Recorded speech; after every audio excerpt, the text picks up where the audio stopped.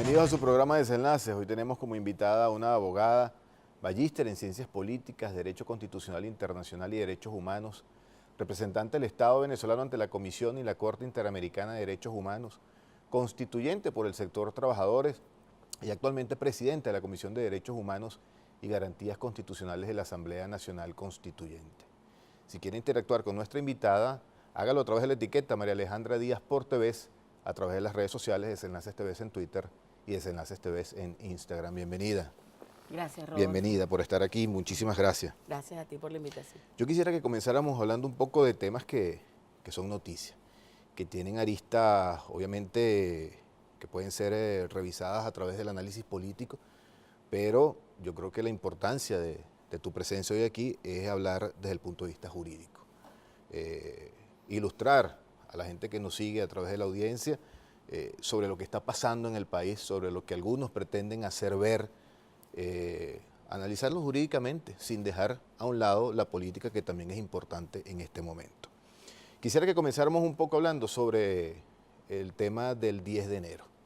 Okay. La situación que se da, que permite que el presidente Nicolás Maduro asista al Tribunal Supremo de Justicia y no a la Asamblea Nacional como debería ser en un estado donde obviamente los poderes estén centrados en lo que dicta nuestra Constitución. Quisiera que me dijeras qué sucedió el 10 de enero.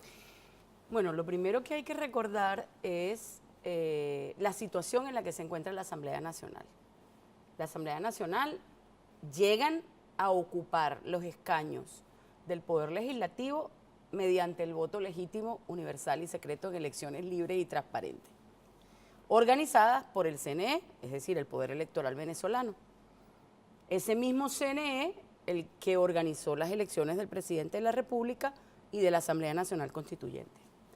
Sin embargo, desde el mismo momento que ellos llegan al poder, el primer requisito fundamental de esa asamblea fue decirle al presidente que en 6 meses estaba fuera del poder. Es correcto. Eso es lo primero. Es correcto. Intentaron juzgarlo ellos, sin el concurso del resto de las ramas del poder público. Fíjate, nuestra Constitución prevé que es un régimen presidencial, algunos dicen semipresidencial, pero yo insisto en que es un régimen presidencialista, y en donde hay pesos y contrapesos para cada una de las ramas del poder público y sus funciones. ¿Qué hizo la Asamblea Nacional que hoy se encuentra en desacato? Bueno, desconoció el régimen constitucional, procuró desmontar la Constitución a través de leyes. Esas leyes fueron revisadas por la Sala Constitucional, que ejerce el control de la constitucionalidad en Venezuela.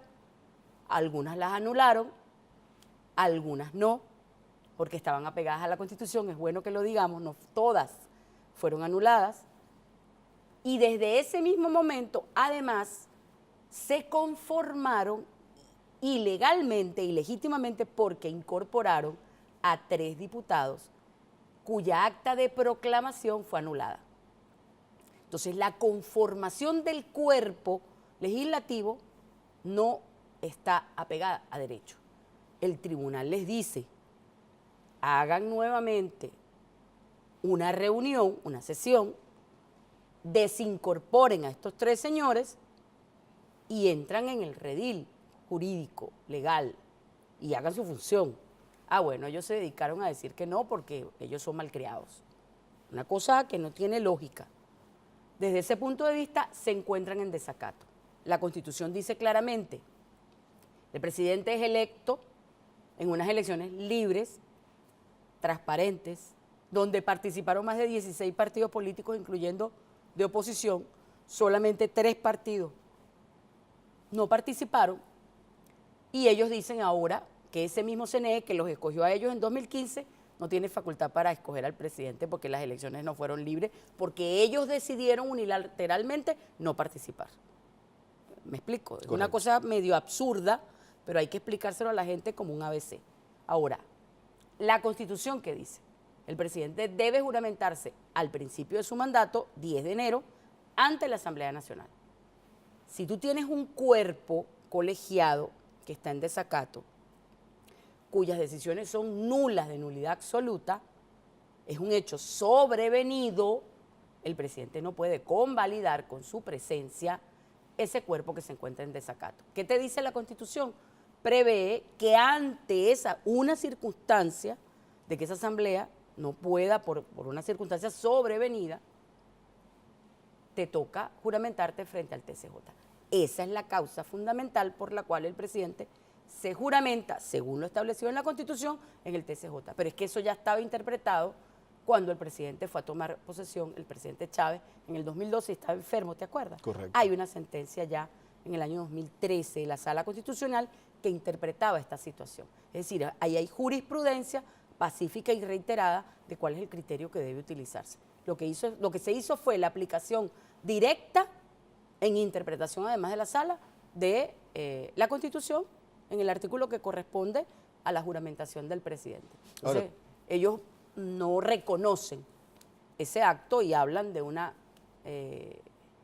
ausencia absoluta del presidente. Ahora, ¿tú no crees, María Alejandra, que por uno de los puntos que esgrime la derecha venezolana y sus aliados internacionales es el desconocimiento de la Asamblea Nacional Constituyente? ¿Tú no crees que ese punto, claro, a nivel político, jurídico, tiene trascendencia sobre todo, claro, lo que ha venido sucediendo? Sí, porque quien convoca adelantadamente las elecciones es la Asamblea Nacional Constituyente. Que más ellos pidieron que se adelantaran, claro, las elecciones. Claro, a eso me iba a referir, fíjate. En el marco de las acciones violentas y terroristas, según mi criterio, del año 2017, las partes en conflicto se sentaron llamados por República Dominicana a negociar cuál era la salida.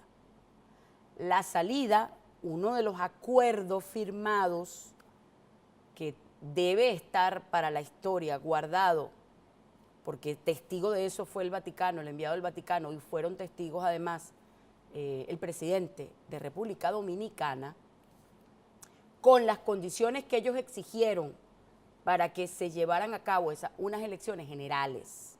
¿Qué significaba eso? Que todos los poderes debían renovarse, ir a elecciones. Y me refiero a todo el estamento del poder en Venezuela, estatal, municipal y todo el resto que corresponde. Eso se hizo una vez que se activa la Asamblea Nacional Constituyente. Porque de resto, ¿cuál era la justificación constitucional para llamar adelantadamente elecciones cuando ya se habían designado autoridades en el 2015? Correcto. ¿Ok?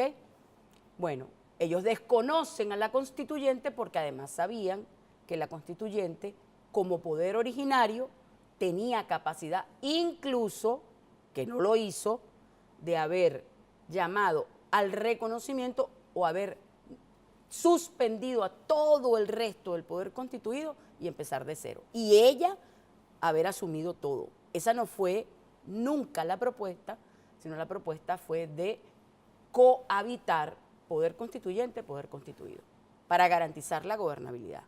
Desde allí se anuló la posibilidad que había, se neutralizó el peligro que había con respecto a fiscalía.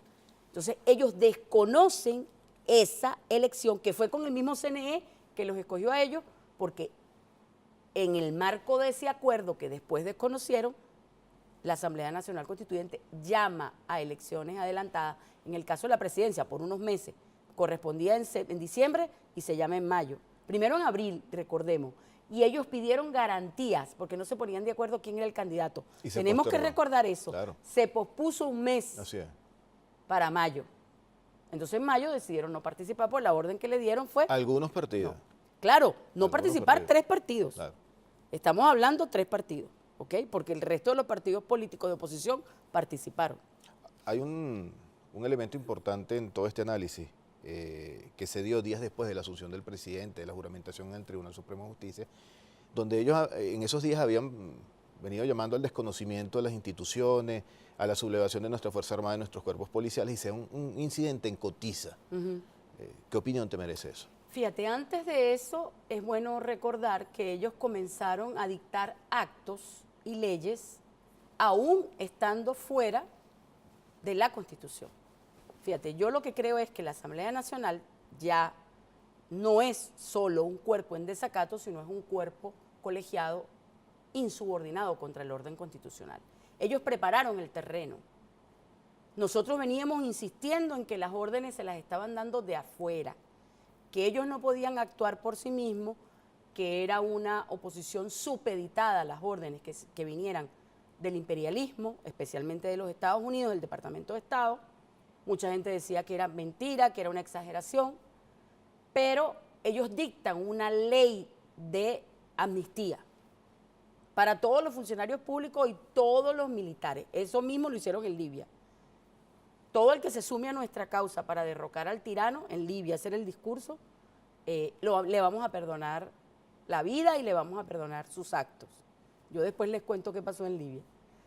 Eso mismo hicieron aquí, prepararon el terreno. Por eso el hecho de lo que ocurre en Cotiza, que era un hecho aislado, que con ello ellos pretendieron hacer ver que era en todas las guarniciones de Venezuela y les prometieron a esos muchachos que se les iban a sumar el Departamento de Estado, los marines, y lanzan esa olla. A ver cuáles eran los tiempos de reacción de los cuerpos de seguridad. Yo estoy convencida de eso. Y por supuesto, inmediatamente se negoció con los muchachos. Era un termómetro. Era un termómetro, sí. Son ensayos. Lo mismo el 23 en la noche. Los hechos de violencia del 23 en la noche a través de las bandas criminales era el escenario como se montó en Libia o en Siria, que a través de mercenarios atacaron a los cuerpos de seguridad del Estado para justificar una guerra civil. Bueno, eso es más o menos lo que sucedió el 23 y eso fue reducido, controlado con la fuerza del Estado y nosotros en este momento tenemos calma en el país gracias a la actuación certera en su momento de aplacar y tomar el control y el plan que estaba en marcha. Antes de irme al corte, quisiera, hay un antecedente también, un elemento importante que se da el 22 de enero, cuando el gobierno de los Estados Unidos, en un comunicado, señala que la única instancia de gobierno que ellos reconocen en Venezuela es el Poder Legislativo en cabeza de Juan Guaidó. Claro. Para irnos al corte es un comentario sobre No, eso. solamente esto, es parte del guión. Recuerda que el propio vicepresidente de la República es quien da estas declaraciones y además aupa la marcha del 23 de enero de ellos. Les da fuerza, les da ánimo y les dice, nosotros estamos con ustedes. Salgan que nosotros los vamos a apoyar. Bueno, ya el 22 definitivamente la careta del enemigo se cayó.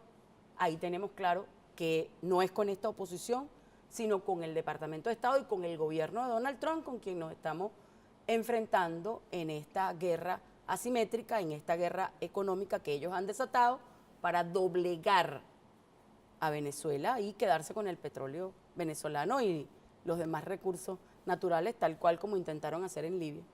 Con la venia de nuestro equipo de producción, dijiste 3 elementos. 22 de enero, careta y enemigo.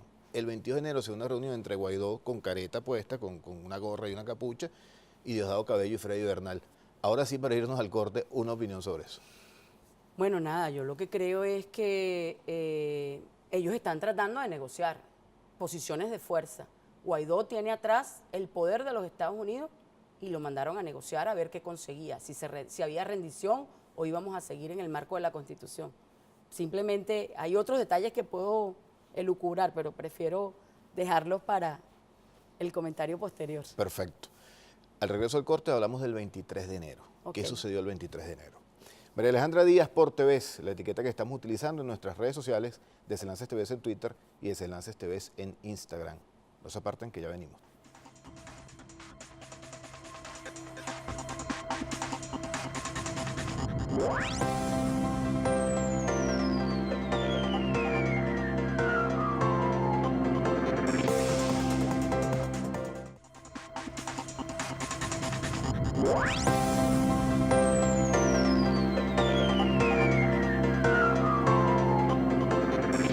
Estamos de vuelta en Desenlaces, acompañado de María Alejandra Díaz, presidente de la Comisión de Derechos Humanos y Garantías Constitucionales de la Asamblea Nacional Constituyente. María Alejandra, nos quedamos en el 23 de enero. El 23 de enero se da una movilización hermosa en apoyo a la revolución al presidente Nicolás Maduro de las fuerzas bolivarianas. Tú estuviste allí, ¿qué nos puedes decir? Sí, bueno, en esta oportunidad fue una movilización además de compromiso con un modelo de país, en defender además la constitucionalidad. Muchos de los que estábamos allí entendíamos la trascendencia de la movilización del chavismo, a pesar de la desmovilización que ellos han conseguido hasta cierto punto, afectando el tema cotidiano. Y de parte de ellos se vio una movilización importante, que yo no la voy a desconocer, pero a mí lo que me llama la atención de las dos movilizaciones es que una de ellas estaba hablando de defender el territorio, hablando de defender la Constitución, denunciando la no injerencia, y por la otra, en el marco de esa movilización importante, el señor Juan Guaidó decide autojuramentarse, sin cumplir incluso con las formalidades que deberían haberse cumplido, porque si supongamos que el argumento que ellos esgrimen es cierto, de que hay una falta absoluta y que él debió asumir el 10 y debió asumir ante la Asamblea Nacional, que es lo que dice la Constitución, ¿cierto? E inmediatamente convocar a elecciones en 30 días. Eso es lo que dice la letra de la Constitución. Sin embargo, él, bueno, se juramenta el 23, es decir, 13 días después. ¿Qué pasó en esos 13 días? Bueno, de todo. Estaban fraguando el apoyo internacional que era determinante para montar el escenario internacional que permitiera que ese acto que es inconstitucional, darle un barniz de legalidad. Hasta ahora no lo han conseguido porque muy poca gente en lo interno es capaz de sostener que hay una falta absoluta, que no hubo elecciones. Es que ni ellos mismos se creen eso. Y que además el presidente Maduro no está en funciones. Correcto. Y que el presidente de facto es este señor. Eso es una técnica además utilizada por el gobierno de los Estados Unidos en manuales de guerra no convencional en el año 2013, la última publicación que habla de los gobiernos sombra. Ellos están tratando de montar un gobierno sombra, como lo hicieron en Libia, como lo hicieron en Siria. ¿Ok? Eso es el mismo guión. Ahora, ¿qué pasó? Este señor se autojuramenta frente a una marcha, no lo acompañan los diputados, no levantan la mano ni el vicepresidente ni el primer y el segundo vicepresidente, pero además de todo este tema, es que ese hecho al margen del derecho inmediatamente provoca la develación del plan completo, que es el reconocimiento por parte del gobierno de los Estados Unidos a Juan Guaidó.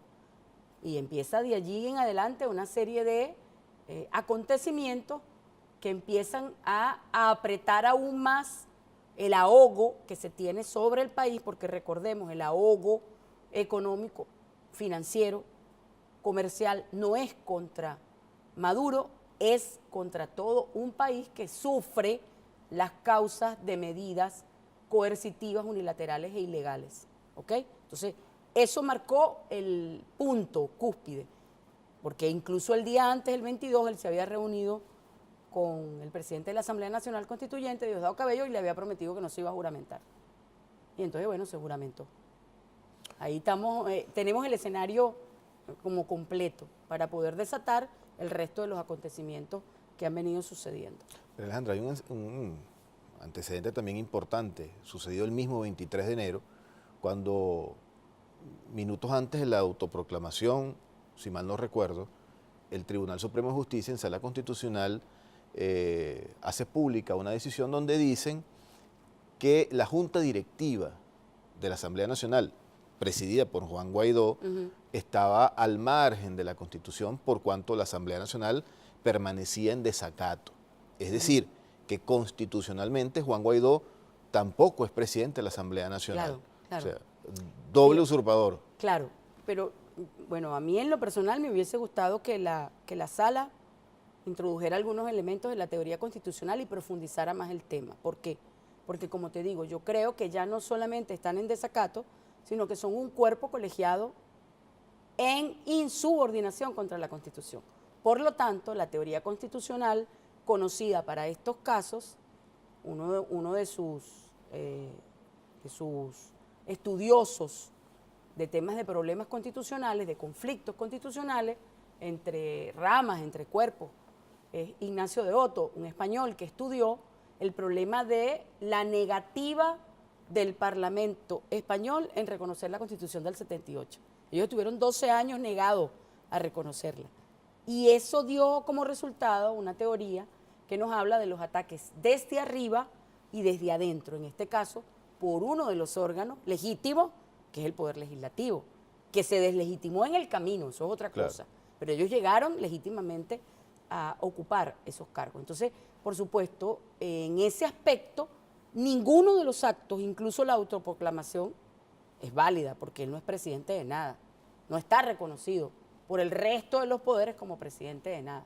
Creo que es un error seguirle diciendo presidente. Él es diputado, hasta tanto no se le abra una investigación, se allane la inmunidad y se le separe de esa condición. Pero lo que tiene es un cargo de diputado a una asamblea que está en desacato y que ahora se convirtieron en un cuerpo insubordinado contra la Constitución. Eso es otra condición. Pero bueno, ahí está eso.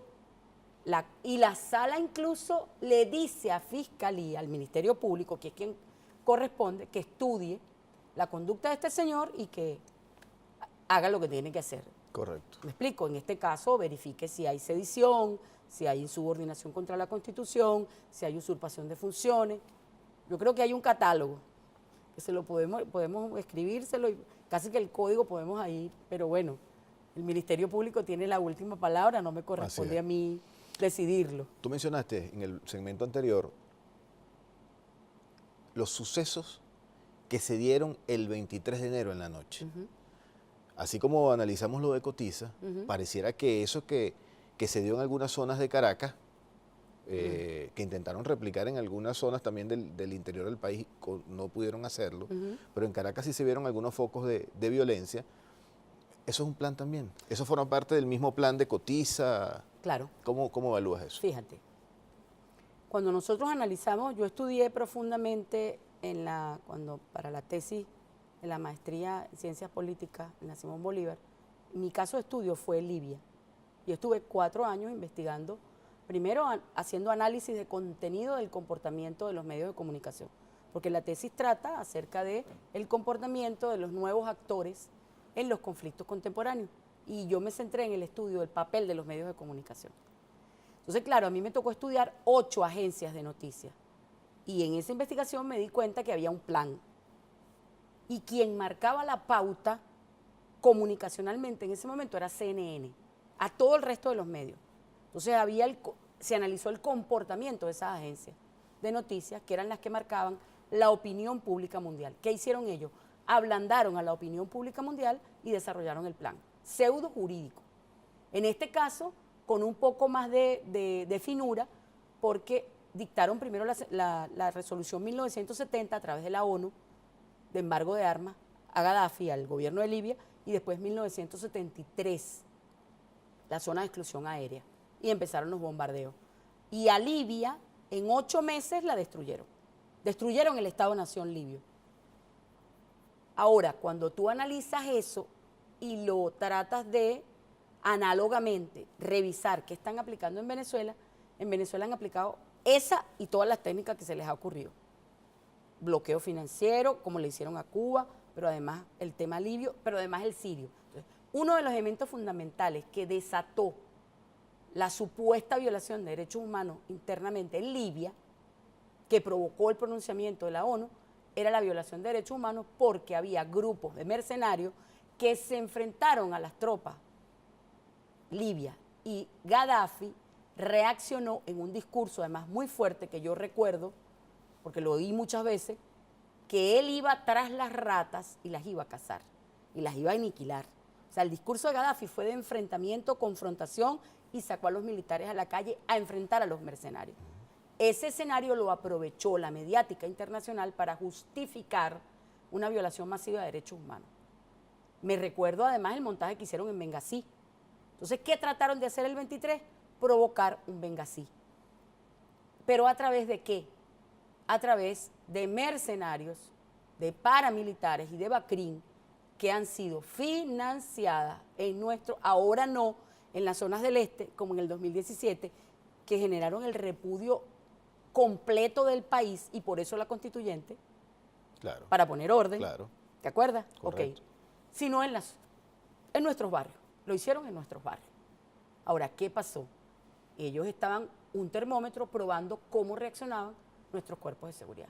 Nuestros cuerpos de seguridad fueron en ese momento contundentes porque además estaban tratando de, y saquearon, de hecho, saquearon algunos comercios de pequeños comerciantes en las zonas populares.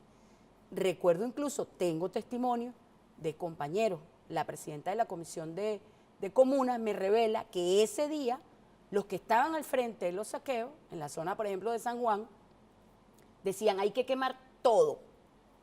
Ella me cuenta, mira, uno de los tipos que estaba al frente de la locura esta desatada, le dijo, pero ¿cómo vas a quemar las máquinas donde se hacen los uniformes de los niñitos de las escuelas de la comuna? O sea, ella dice, él le dio por un momento un atisbo, mostró de decencia y no permitió que nos quemaran la sala donde estaban esas máquinas. Entonces, yo no tengo ninguna duda que sea parte del plan. Es un plan premeditado y el jefe del plan son los cuerpos de seguridad de los Estados Unidos y sus adláteres. Porque también hay que decir que está el Mossad metido, porque también hay que decir que está además los cuerpos de seguridad ingleses en este juego macabro de tratar de desmembrar el Estado-Nación venezolano. María Alejandra, para irme al corte, la Fuerza Armada Nacional Bolivariana ha sido objeto de ataques, en primer lugar, de vejaciones, de humillaciones. Recordemos lo que sucedió en los actos terroristas del 2014, lo que sucedió posteriormente en los actos terroristas del 2017 y lo que han tratado de desacreditarlos por las redes sociales en estos años, siempre por su apego a la Constitución, por su respaldo al pueblo. Ahora hay un enamoramiento a la Fuerza Armada. Como vieron que la otra tesis no le dio resultado, entonces ahora es dame un abrazo, hermano militar, vente con nosotros, la ley de amnistía, te vamos a perdonar a ti y a tu familia. Y el 10 de enero se dio un acto hermoso en el que tú también estuviste, de respaldo de la Fuerza Armada Nacional Bolivariana al presidente Nicolás Maduro, donde podemos rescatar una frase emblemática del discurso del general Padrino López, leales siempre, traidores nunca. Para irnos al corte, hazme un comentario sobre eso. Bueno, nada, ellos necesitan para poder completar el círculo del plan la fuerza militar. Nadie da un golpe de Estado sin militares. Eso es así de fácil, tú tienes que imponer la fuerza. Entonces, en este caso... Dentro de su esquema es clave de la Fuerza Armada. Claro, para poder controlar evidentemente internamente necesitan de las Fuerzas Armadas, ¿ok? Pero esas Fuerzas Armadas han sido golpeadas, vapuleadas, escupidas. No lo estoy diciendo literalmente, ha sido así, pateadas, humilladas, estigmatizadas, además acusadas de corruptos. Las bombas estas de excremento que se hicieron famosas, ¿era para Y lanzárselas ahora, a quién? a ellos, para humillarlos. Y ahora pretenden, en virtud de sus intereses, para dar un golpe de Estado y quebrar la Constitución, de llamarlos para que los acompañen en su aventura. O sea, yo no digo que no haya gente que pueda caer incauta a ese discurso, pero si algo tiene el militar venezolano, pese a todas las debilidades que pueda tener como ser en su no personal, es que son patriotas. Así de sencillo. Claro. O sea, la Fuerza Armada Nacional Bolivariana, además de que profundamente antiimperialista, profundamente antioligárquica, profundamente revolucionaria. Cuando digo revolucionaria es que defienden a ultranza la patria y el territorio.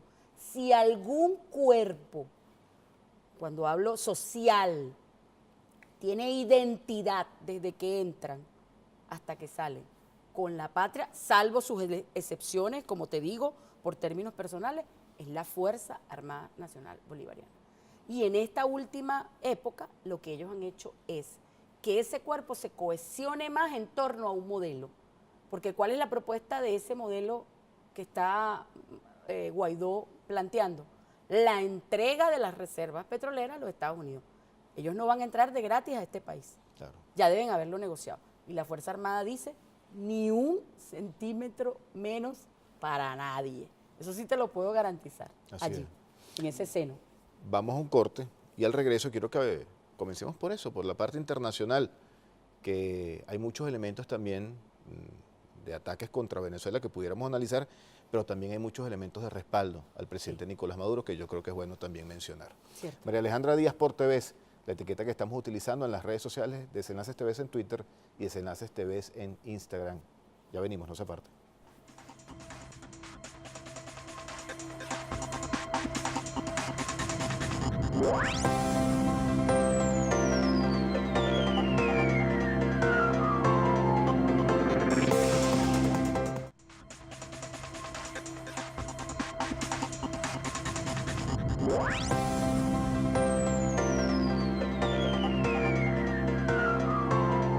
Seguimos con más de su programa Desenlaces, acompañado de María Alejandra Díaz en un análisis jurídico-político sobre los últimos acontecimientos que se han dado a raíz de la juramentación de nuestro presidente Nicolás Maduro en el Tribunal Supremo de Justicia el pasado 10 de enero.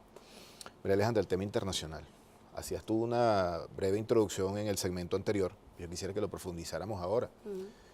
Perdóname la audiencia si soy reiterativo en lo que voy a decir, pero hay que releer a Chávez. Hay que buscar todo lo que está pasando. En alguna medida ya Chávez lo había anunciado. Mucha gente, en algunos casos, y harán su mea culpa respectivo, dudaron de las palabras del comandante Chávez en esa oportunidad. Algunos hasta banalizaron, hicieron gracia, chistes de cuando el presidente Chávez culpaba al imperio norteamericano de agredir a Venezuela, de intentar meterse en nuestra patria a tomar nuestros recursos naturales. Hoy, yo estoy seguro que esa gente que dudó en su oportunidad están dando su mea culpa, sus golpes de pecho y dicen, oye, Chávez tenía razón. El imperio norteamericano, como bien lo dijo nuestro canciller, llama la atención en esta oportunidad que no se pone por detrás de un golpe de Estado, sino por delante de un golpe de Estado. Un comentario, María Alejandra. Claro, fíjate, Estados Unidos está en un dilema porque su superioridad militar, económica, está siendo cuestionada por otras dos potencias, la militar por Rusia y la comercial por China. ¿Qué le queda? Bueno, la superioridad que tiene en el tema monetario y financiero, mundial. Mundial, pero no solamente es Norteamérica. Tengamos presente que cuando Chávez hablaba de imperialismo, estaba rescatando el concepto de Tony Negri y de Robert Hart sobre los adláteres de los Estados Unidos, dentro de la Unión Europea, algunos de ellos, porque Italia se separó de ese planteamiento, pero entra en el redil, al final. Claro. Entonces, cuando nosotros entendemos que el planteamiento de Trump es América para los americanos, es la doctrina Monroe renovada, ya eso no les alcanza, porque ellos dejaron de ser el centro hegemónico de dominación mundial y tienen que compartirlo con dos potencias. ¿Ves? Hay una tripolaridad. ¿Qué está tratando de hacer los Estados Unidos de Norteamérica y sus adláteres? Recuperar el centro hegemónico mundial y para ello necesitan recursos. ¿Por qué? Porque en esa medida ellos se creen ricos con los recursos de otros. Y con eso pueden salvar incluso el capitalismo que está en una crisis pues bastante profunda. Pero el capitalismo cambia, muta, y en este momento la discusión es democracia o imperio. Ahorita, en el mundo, geopolíticamente hablando. Entonces, esta situación de Venezuela no es solamente constitucional. De hecho, lo constitucional incluso llega un momento en que se agota a lo interno, porque incluso afuera no conocen el sistema constitucional venezolano. Es un problema constitucional y geopolítico, no político solamente, geoeconómico, porque nosotros tenemos un recurso que necesitan los mercados y el recurso es de los venezolanos. Entonces, ¿qué podemos pensar de toda esta estrategia? Bueno, Chávez tenía razón, Chávez lo vio, Chávez apuntó a la multipolaridad. Hoy no es posible la multipolaridad de la que hablaba Bolívar primero en los grandes espacios de poder, los grandes espacios para el equilibrio y la armonía del mundo, del universo, decía Bolívar. Chávez recupera ese concepto y habla de la geopolítica, pero además aplica el concepto de la diplomacia de energía, porque él sabe que al final lo que mueve el capitalismo es el petróleo. Claro. Entonces, ¿detrás de qué están ellos realmente? Del control de las más grandes reservas de oro, de petróleo, de coltán, de thorium, de biodiversidad, de agua y la posición geográfica de Venezuela. Norte del sur, control de la cuenca del Caribe, le cierro el paso a la ruta de la seda marítima de China, contraigo a China y yo avanzo. O sea, es un plan de dominación mundial para hacer otra vez el centro del mundo que ahora se encuentra con el problema de que Rusia y China saben que no hay multipolaridad sin Venezuela y que además toman Venezuela y van por ellos. Y los van a destruir, porque Estados Unidos, el plan de Estados Unidos es convertirse nuevamente en el centro hegemónico de dominación mundial y la teoría centro-periferia, en materia de relaciones internacionales me refiero. ¿Ok? Eso es lo que está en discusión en el fondo. La postura de la Unión Europea. Bueno, la Unión Europea desafortunadamente es un satélite de los Estados Unidos. En esa posición de las relaciones internacionales es absolutamente un satélite de la posición de vanguardia en esta guerra que tiene Estados Unidos contra el resto del mundo, porque ya la doctrina Monroe no les alcanza. Ahora es el mundo para los norteamericanos y sus satélites. Bueno, la Unión Europea está buscando su camino porque además Trump, ¿qué planteó? Fíjate, el hecho de la ONU. La gente pensó, oye, ¿qué hicieron estos tipos en la ONU tratando de avasallar a Venezuela y aplicarle sanciones? Si ellos saben que hay el derecho a veto. El tema era saber quiénes estaban con ellos, a sangre y fuego. Contarse, pues. Lo que hicieron fue contarse. Fue una prueba de fidelidad. Y ahí los vimos. Claro, eso nos sirve a los venezolanos para entender quién es el enemigo realmente al que nos estamos enfrentando. Es decir, en este momento, los norteamericanos y sus satélites están al frente de un golpe de Estado continuado de cambiar por la fuerza, de acabar con el derecho y la prueba fehaciente de que estamos en un estado de excepción permanente donde el derecho no vale y lo que vale es la fuerza. En este momento lo estamos viendo más claro que nunca. Los que tenían alguna duda, claro. Yo en lo personal no tenía ninguna duda, algunos de nosotros no teníamos duda y lo decíamos, bueno, ahora lo estamos viendo, incluso los opositores lo están viendo más claro que nunca. O sea, el amigo opositor que tiene derecho a disentir y de que no le gusten las políticas del gobierno. Esa es la democracia. Eso es parte Unos piensan de una manera, otros claro, piensan de otra. Pero lo que tú no puedes pedir es que esos opositores que son nacionalistas, que no quieren una guerra, estén con ellos. Claro. Por eso es lo que acaba de pasarles con las marchas de estos días, que no les acude casi nadie. ¿Por qué?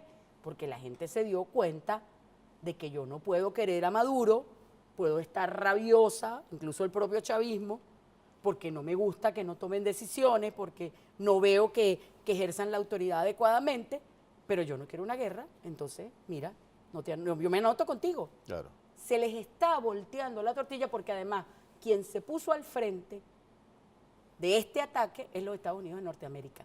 Y el pueblo venezolano es esencialmente guerrero, insumiso y antiimperialista. Ahora, cometió un error de cálculo Estados Unidos al convocar ese Consejo de Seguridad, que coincido contigo. Me gusta esa tesis, de lo que pretendían era contarse. Sí. Pero la cantidad de respaldos a Venezuela que se han dado a raíz de esa situación en el Consejo de Seguridad, ¿tú no crees que sea un error de cálculo de los Estados Unidos? No, yo no creo. Yo creo que el escenario, ¿por qué no creo? Porque ellos saben que Venezuela tiene una influencia importante en el manual, que es en los no alineados, tiene una influencia importante, ya habían hecho un intento en OEA y se les había quedado frío porque incluso cuando intentaron avanzar Ya nadie habla de la OEA, por cierto. Claro, bueno, nosotros sabemos que la OEA se convirtió en lo que siempre fue el Ministerio de las Colonias, pero ahora se ve más claro que nunca. Nos habíamos quejado los que estábamos en la OEA y trabajamos con ella del comportamiento del señor, el anterior secretario. No, pero este es peor. Sí, sin duda. O sea, esto es una cosa de verdad que acabó incluso con la poca credibilidad que tenía. Así es. Ellos acuden en la ley de amnistía a justificar que Venezuela es una violadora sistemática de derechos humanos porque lo dice la CIDH. Mira, el último informe que yo revisé de la CIDH reconoce los logros y felicita a Venezuela por los logros económicos y sociales. Ah, bueno, tiene diferencias con respecto al tema del tratamiento de los derechos humanos. ¿Por qué? Porque allí impera el lobby de las ONG que después de que llegó Chávez se conformaron en un frente en el poder suave para persuadir acerca de un cambio de régimen internamente, porque era su trabajo, pues. Ese fue su trabajo. María Alejandra, debo despedir este corte, pero antes de hacerlo quiero que veamos un video. Un video que nos va a ilustrar sobre quién es Donald Trump, el presidente de los Estados Unidos, cuáles son los intereses que mueven al gobierno norteamericano y cuál es la visión del presidente de los Estados Unidos. Yo creo que, si bien es cierto que algunos estamos claros, este tipo de video sirve para aquellos que todavía tienen dudas. Al regreso lo comentamos. Seguro. María Alejandra Díaz por TV, la etiqueta que estamos utilizando en nuestras redes sociales, Desenlaces TV en Twitter, Desenlaces TV en Instagram. Vamos a ver un video y ya venimos. The fact is, what we should have done is we should have asked the rebels when they came to it. We should have said, we'll help you, but we want 50% of your oil. They would have absolutely said, okay, 100%. In fact, they would have said, how about 75%? So they came to us. They were nothing. They were gone. The war was over. He was taking over. Then all of a sudden, we go in through NATO, which is funded by us largely and which is largely our weapons and our guys. We go in and absolutely decimate this guy. They take over, and now you ask for oil? And isn't it sad? We could have had anything we wanted. We could have had 50% of those oil fields. You know, in the old days, when you had a war, it's to the victor belong the spoils. So we could have had something special. When the so-called rebels came to us, we should have said, fellas, we're going to help you. We want 50% of your oil. They would have said, thank you very much. We have a deal. Write it down. Sign it. We have a deal. We would have been a rich nation again. They have tremendous oil reserves in Libya. Okay, so we're bombing and bombing and bombing. The rebels didn't win this war. We won the war, meaning NATO, which is mostly the United States.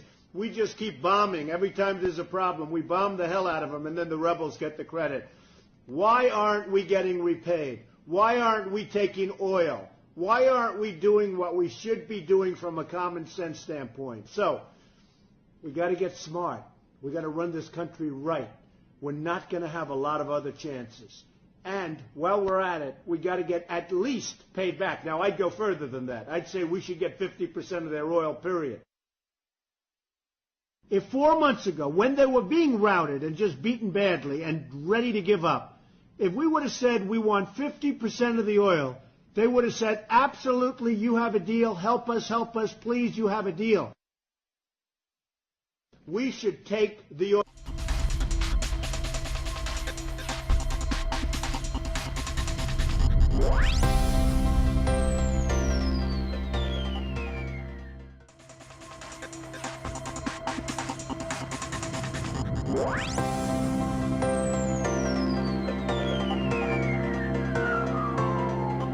Hemos llegado a la parte final de su programa Desenlaces, pero todavía quedan temas muy importantes que abordar con María Alejandra Díaz, nuestra invitada de hoy.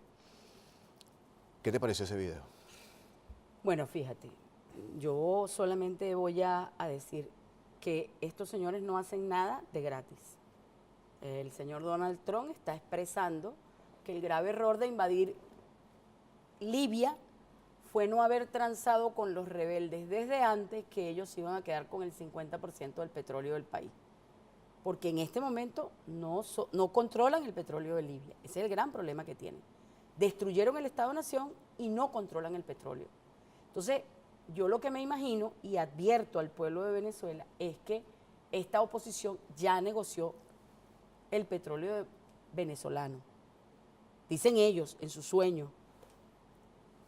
Y bueno, yo lo que advierto es que ese es el plan. Ahora, Lo que hizo Donald Trump, lo que está diciendo Donald Trump, ese es el plan para Venezuela. es bueno recordar estas cosas para que la gente sepa cómo piensa el presidente de los Estados Unidos. Además, hay un video por allí también donde el presidente de los Estados Unidos dice que para que Estados Unidos vaya a la guerra tienen que pagarle.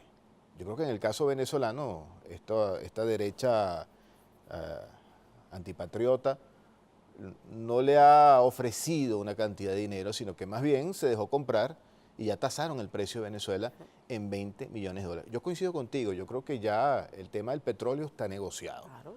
Yo creo que ya, si no hubiéramos la presencia tan firme de Estados Unidos en todo este conflicto, y ya Juan Guaidó y sus secuaces le pusieron precio a la patria venezolana. Lo que para ellos vale Venezuela, déjeme decirles, señor que me está viendo en este momento, son 20 millones de dólares. Además que lo anunciaron con bombos y platillos. Dijeron, bueno, ya empezó la ayuda humanitaria a Venezuela en 20 millones de dólares. ¿Qué te parece eso? Yo quiero contarles algo, miren, el bloque que el presidente Maduro le entregó al Banco Central de Venezuela para monetizarlo, de 29.298 barriles, tiene un costo promedio de 600.000 millones de euros. Solo eso. Y te estoy hablando del 1% de las reservas. 1% o 0,01% de las reservas que tiene Venezuela. Nosotros nadamos en un mar de petróleo. Es así. La faja Hugo Chávez Frías llega hasta las bocas de Delta, al frente de Trinidad, pero además somos la cuarta potencia en gas. O sea, ¿qué puedo decir yo de esta oposición? Bueno, primero, que les queda grande llamarse oposición, son mercenarios. Porque aquel que vende a su patria, vende a su madre. No, si no quieres a tu patria, no quieres a tu madre. Eso es un principio fundamental. Y tú no puedes estar negociando con un gobierno hostil al tuyo, de que si tumban al gobierno que tú no le pudiste ganar con los votos, entonces yo te voy a dar una parte del país. Pero no es solamente a Estados Unidos. Se lo prometieron a Colombia, que este año entra en crisis Ecopetrol porque no tiene petróleo y se lo tienen que comprar a Venezuela. Y entra en crisis porque a pesar de que ellos sí tienen al país gasificado, no les queda gas, se lo tienen que comprar a Venezuela. Y entra en crisis Brasil, que es un elefante blanco en Latinoamérica, con vocación de control suramericano, y Bolsonaro le están ofreciendo la salida soñada al Mar Caribe, que no la tiene Brasil. O sea, entendamos, estos tipos que se hacen llamar venezolanos están negociando el país, han vendido el país por 4 monedas de plata como Judas y pretenden hacernos creer que lo están haciendo en nombre de la libertad. Bueno, señores venezolanos, opositores, chavistas, laicos, como usted lo quiera llamar, a todos los venezolanos y venezolanas, esto no tiene otro nombre sino eso, una traición al propio gentilicio del venezolano. O sea, ¿qué más puede decir uno de estos tipos? Bueno, Alejandra, el golpe internacional ahora tiene ramificaciones financieras claras, evidentes, Claro. que ya no hay duda. Inglaterra se niega a entregar 1.200 millones de dólares. Lo que está pasando con Citgo en Estados Unidos. Es decir, ya el plan está develado. Claro. Bueno, yo lo que creo es que esta posición de los Estados Unidos y de Inglaterra, de la propia Alemania, que también retiene unas cantidades de oro importantes, no es más sino un ejercicio de piratería moderna, porque ahí no hay derecho internacional que valga. Es la imposición de la fuerza que tienen en cuanto a la dominación del sistema financiero, el análisis que te hacía al principio. Y como ellos tienen el control del sistema financiero, imponen sanciones unilaterales y ahora pretenden robarnos, sin habernos invadido, robarnos los recursos y los bienes que tenemos fuera del país. Una cosa, bueno, nunca vista. Se quitaron la careta, pero definitivamente, y ahí los tenemos tratando de acabar con un pequeño país que para ellos es importante y es vital porque tenemos la más grande reserva petrolera del mundo. Así es. María Alejandra, ¿qué te parece el acto ingenuo? Cuando lo digo ingenuo, lo digo entre comillas, con ironía, de John Bolton de salir con la libretica volteada para que se vieran las anotaciones de los 5.000 efectivos que pretenden enviar de Afganistán a Colombia. Bueno, nada, eso es parte de la guerra psicológica, ¿sabes? Es parte de la guerra psicológica, está montado para ello, pero bueno, nuestra respuesta en estos días fue mostrarles en una libretica, en un programa además muy conocido, que nosotros tenemos 2 millones de milicianos y que Rondón no ha peleado. Esa es mi respuesta. María Alejandra, como estudiosa de los derechos humanos y presidenta de la Comisión de Derechos Humanos y Garantías Constitucionales, esta campaña que se ha querido hacer ver en Venezuela, que el Estado, a través de las fuerzas policiales, a través de los militares, están secuestrando muchachitos de 14, 16 años que tengan buenas condiciones físicas para llevarlos y reclutarlos. Además que hay un video muy famoso de, no quisiera nombrarla en este programa, pero hay que decirlo, de Patricia Poleo, donde Patricia Poleo argumenta que ella no conoce un caso, que lo ha estudiado, que lo ha revisado, que ha buscado y que no conoce ni una madre ni un padre que puedan decir que su hijo ha sido secuestrado o ha sido reclutado contra su voluntad. Esto que pretenden hacer ver, ¿qué es? ¿Es terrorismo psicológico? Tú que has estudiado ese tema, Claro, haznos un comentario.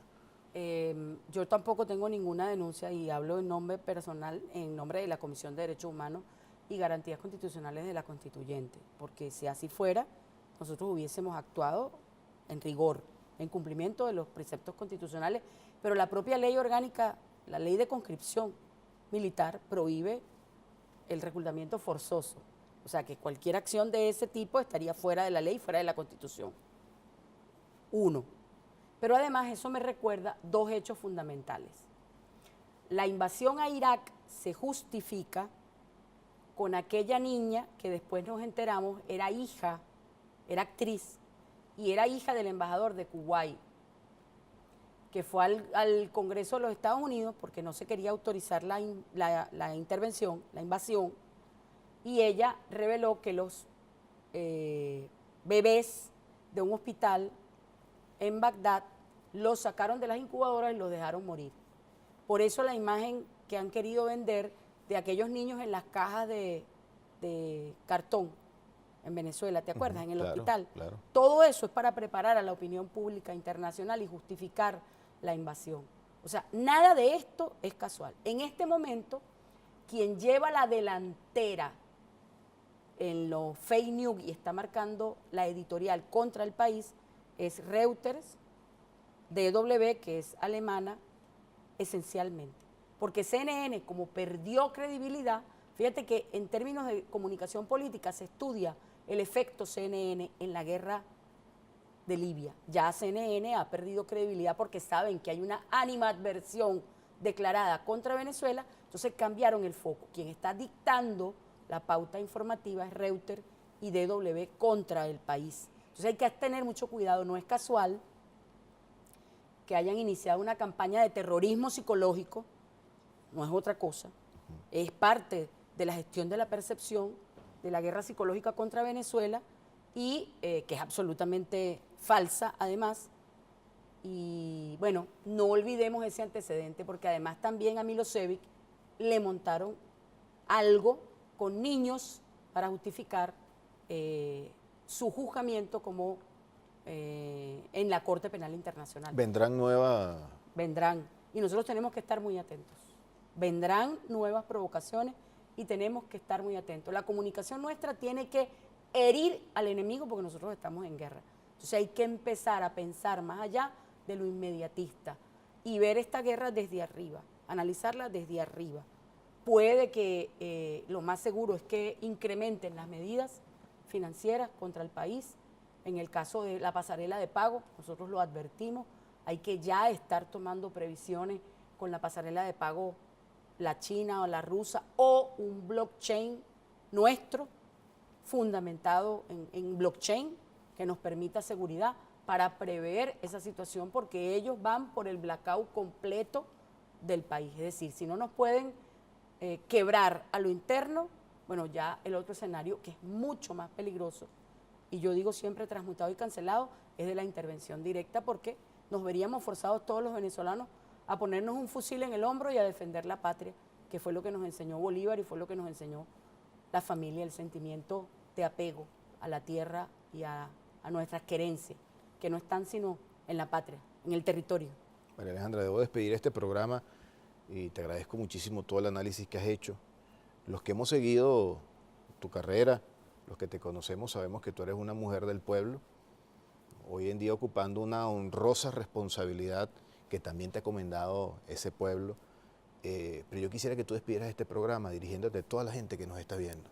El que está claro, el que no está tan claro, el que nos está viendo para ver qué es lo que vamos a decir, pero que no piensa como nosotros. Claro. Un mensaje para todos. Fíjate, yo creo, Rodolfo, que llegó la hora de los hornos.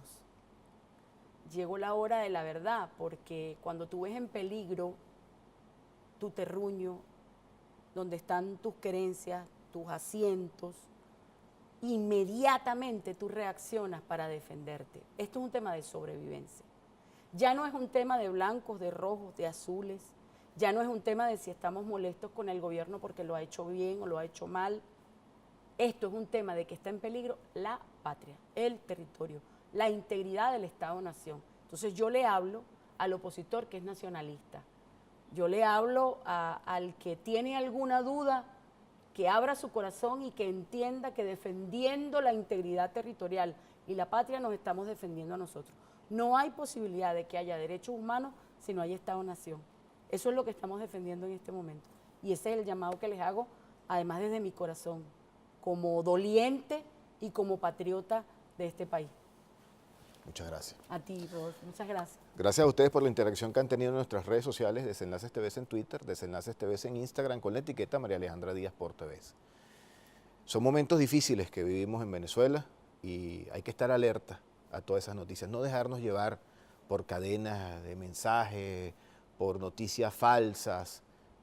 Hay que meterle cerebro a las cosas. Ese es el llamado que hacemos hoy en día. Y estar claros, como bien nos decía María Alejandra, es un momento de sobrevivencia. Ya no es un momento de partidos, ya no es un momento de corrientes, ya no es un momento ni siquiera de ideología. Es un momento de amor a la patria. ¿Usted quiere su patria o no la quiere? Esa es la situación en la que estamos, en lo que nos han llevado, lamentablemente, en este momento la derecha venezolana. Pero yo estoy seguro que la mayoría de los venezolanos de bien sabemos dónde estamos, sabemos lo que queremos para nuestro país. No queremos violencia, no queremos muerte, no queremos daño. Queremos que nuestros hijos vivan en una Venezuela de paz, en una Venezuela de revolución. Nos vemos en la próxima entrega. Agradecido.